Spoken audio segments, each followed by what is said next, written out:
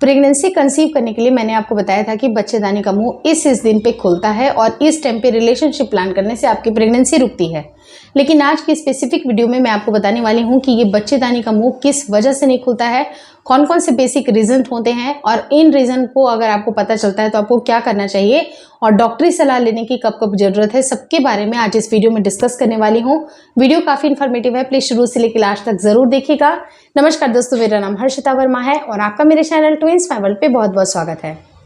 यूं तो बच्चेदानी का मुंह 3 बार खुलता है, जैसे मैंने आपको हमेशा से बताया अपने वीडियोस में कि सबसे पहली बार मेंस्ट्रुएशन के टाइम पे ये मुंह खुला रहेगा, यानी कि जब आपके यूट्रस से जो हल्की हल्की सी बूंदें निकलना स्टार्ट हो जाएंगी, मेंस्ट्रुएशन का फ्लो आना स्टार्ट हो जाएगा, तब जाके आपके सर्विक्स की माउथ की ओपनिंग होती है। दूसरी बार ये तब खुलता है जब ओव्यूलेशन हो रहा होता है, यानी कि शरीर में आपके अंडा बनने वाला होता है, तो उस टाइम पे जो सर्वाइकल म्यूकस होता है उसके डिस्चार्ज करने के लिए भी आपके बच्चेदानी का मुंह खुलता है और यही वो सही समय होता है जिस टाइम पे आपकी प्रेगनेंसी रुकती है। प्रेगनेंसी रुकने के लिए इसी टाइम पे अगर आप रिलेशन प्लान करते हैं तो ही जाके आपकी प्रेगनेंसी रुकती है। और तीसरी बार ये तब खुलता है जब अगर आपके बच्चे का सर बिल्कुल आउट होने वाला होता है, यानी कि बच्चे की क्राउनिंग हो रही होती है, नॉर्मल डिलीवरी के लिए पूरी तरह से ये 10 सेंटीमीटर तक की ओपनिंग हुई होती है, तब जाके आपके बच्चेदानी का मुंह खुलता है। तो ये 3 टाइम होता है जिस टाइम पे बच्चेदानी का मुंह खुलता है और ये महिलाओं का बहुत ही इंपॉर्टेंट फेज होता है। लेकिन रही बात कि अब बच्चेदानी का मुंह ही नहीं खुलेगा तो आपके जो मेल के सेल हैं वो अंदरूनी अंगों पर तक पहुंच ही नहीं पाएंगे, क्योंकि जो मेल के सेल हैं उनको फैलोपियन ट्यूब तक जा करके आपके अंडे को फर्टिलाइज करने की बहुत ही ज़्यादा ज़रूरत होती है, तभी जाके आपका अंडा फर्टिलाइज होता है, जब तक कि वो फैलोपियन ट्यूब में जाते हैं। अगर फैलोपियन ट्यूब में वो सेल्स नहीं पहुंचेंगे किसी भी कारण की वजह से, तो भी आपकी प्रेगनेंसी नहीं रुक सकती है। पहला रीज़न ये होता है कि अगर बच्चेदानी का मुंह जो है वो बिल्कुल छोटा है, बहुत ही सकरा है या किसी कारण से वो बंद है, नेचुरली अगर किसी भी महिलाओं को उनकी एक संरचना ही है इस तरह की कि वो उतना परफेक्टली साइज पे ये नहीं खुला होता है, उनकी ओपनिंग ही नहीं हो पाती है, उनको बाय बर्थ ये डिफेक्ट होता है, जिसकी वजह से भी कई बार उनको प्रेगनेंसी कंसीव होने में दिक्कतें होती हैं। दूसरा रीज़न ये होता है कि जो मेल के सेल होते हैं उनके अंदर इतनी मोबिलिटी ही नहीं होती है कि वो फैलोपियन ट्यूब तक जा करके वहाँ पर रिसाइड कर पाए, और जब आपका अंडा वहाँ पर रिलीज होगा तो जाके आपकी फर्टिलाइजेशन का काम शुरू होगा। लेकिन वहाँ पर उनकी मोबिलिटी ही नहीं पहुँचती है, वो इतने ज़्यादा मतलब ख़राब सेल्स होते हैं जिनकी मोबिलिटी यानी कि वो गतिमान ही नहीं, अगर वैल्यू उनकी बहुत ज़्यादा है, काउंट अच्छी है, लेकिन वो गतिमान ही नहीं है, तो भी वो फैलोपियन ट्यूब तक नहीं पहुंच पाते हैं। तीसरा रीज़न ये होता है कि अगर किसी न किसी कारणवश अगर महिलाओं के प्राइवेट पार्ट की हाइजीन अच्छी मेंटेन नहीं होती है, तब भी आपके निचले अंग का पीएच गड़बड़ होता है। अगर निचले अंग का पीएच की अगर डिस्टर्बेंस होती है, गड़बड़ होती है, तो भी आपके जो सेल्स होते हैं वहीं पर डेड होने स्टार्ट हो जाते हैं और अंदरूनी अंगों तक पहुंच ही नहीं पाते हैं, क्योंकि आपके पीएच में काफ़ी ज़्यादा डिस्टर्बेंस है और वो पीएच आपके फेवरेबल कंडीशंस में से नहीं आता है। क्योंकि अगर इसकी वैल्यू अगर नॉर्मल है, अगर पीएच जो हल्की फुल्की अगर एल्कलाइन अगर पीएच होनी चाहिए, अगर वो मेंटेन नहीं हो पाती है, तो भी आपके जो मेल के सेल होते हैं वो डेड होना स्टार्ट हो जाते हैं। तो आपकी प्राइवेट पार्ट की अच्छी तरह से हाइजीन होना बहुत ज़्यादा ज़रूरी है।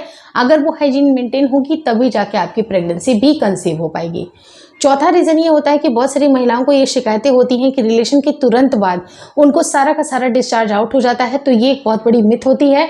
इसमें आपको बिल्कुल भी इंडल्ज नहीं होना है, बिल्कुल भी नहीं फंसना है इस तरह की मिथ में, क्योंकि आप जब भी रिलेशनशिप प्लान करते हैं आप अपने कमर के नीचे 2 पिलो को ज़रूर रख लीजिए, उससे आपकी प्रॉब्लम बहुत हद तक दूर हो जाएगी। अगर नहीं होती है तो आपको leg up the wall position ज़रूर ट्राई करना चाहिए।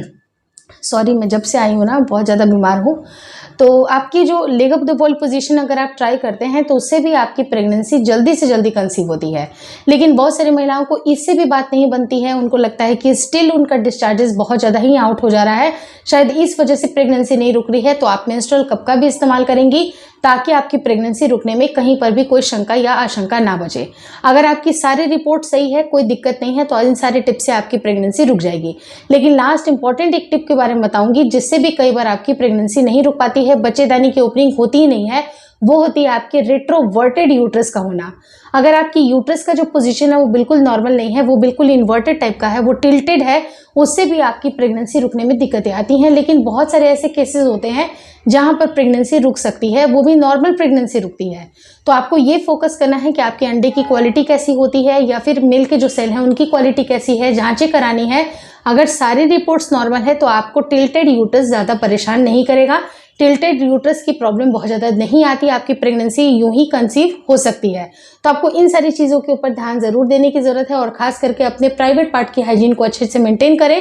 बच्चेदानी का मुंह भी सही टाइम पे खुलेगा, सही टाइम पे पीएच भी मेंटेन होगा और ओव्यूलेशन का दिन को आपको ट्रैक करना है जहां पर आपकी शरीर से अंडा रिलीज होता है। जब ये अंडा रिलीज होगा, अच्छी तरह से सर्वाइकल म्यूकस आपका रिलीज होगा, तो उसी टाइम पे रिलेशनशिप प्लान करने से आपकी प्रेगनेंसी जल्दी से जल्दी रुक सकती है। तो इस तरह से आप प्लानिंग जरूर करें। और जिन भी महिलाओं को अगर सारी रिपोर्ट्स कराते हैं या रिपोर्ट्स जब भी आपको नहीं पता होता है, मतलब शादी के बाद जब अगर आप रिलेशनशिप प्लान कर रहे हैं, आपको लगता है, आप एक्सपेक्ट कर रहे हैं कि अनप्रोटेक्टेड अगर रिलेशनशिप प्लान करने से आपकी प्रेगनेंसी कंसीव हो सकती है, तो जी हाँ, आप सही सोच रही हैं।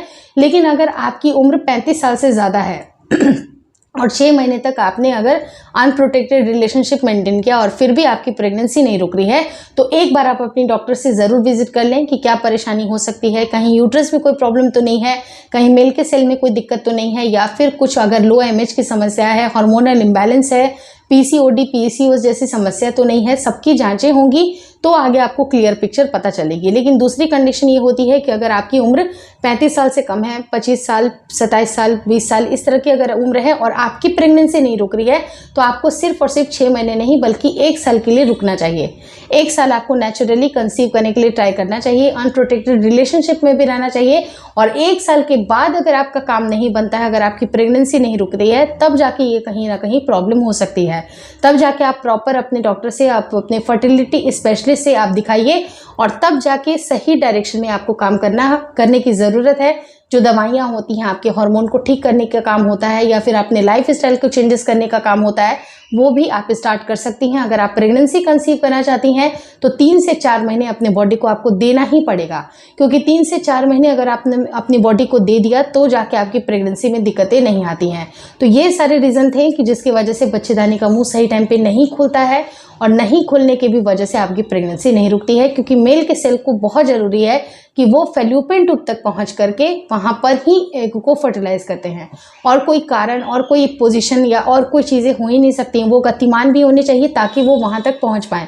अगर वो काउंट बहुत अच्छी है लेकिन अगर वो मोबाइल ही नहीं है, वो गतिमान ही नहीं है, तो उसकी कोई भी महत्वता नहीं रह जाती है। तो वो फैल्यूपियन ट्यूब तक पहुंचनी ही चाहिए। इसलिए आपकी बॉडी में आपके सेल्स काफ़ी अच्छे होने चाहिए, चाहे वो अंडा हो या फिर मेल के सेल हो। दोनों की गुणवत्ता बढ़ाने के लिए आपको क्या क्या चीज़ें करनी चाहिए, उसके लिए एक सेपरेट वीडियो मैं एंड स्क्रीन पर ड्रॉप करूँगी, आप ज़रूर देख लीजिएगा। Hopefully this video helps you. Video अच्छी लगी तो प्लीज़ लाइक कर दीजिएगा। चैनल पे नए हैं तो चैनल को जरूर शेयर और सब्सक्राइब करें। मुझे इंस्टाग्राम पे और फेसबुक का जो मेरा पेज है उसको लाइक और शेयर करना बिल्कुल ना भूलें।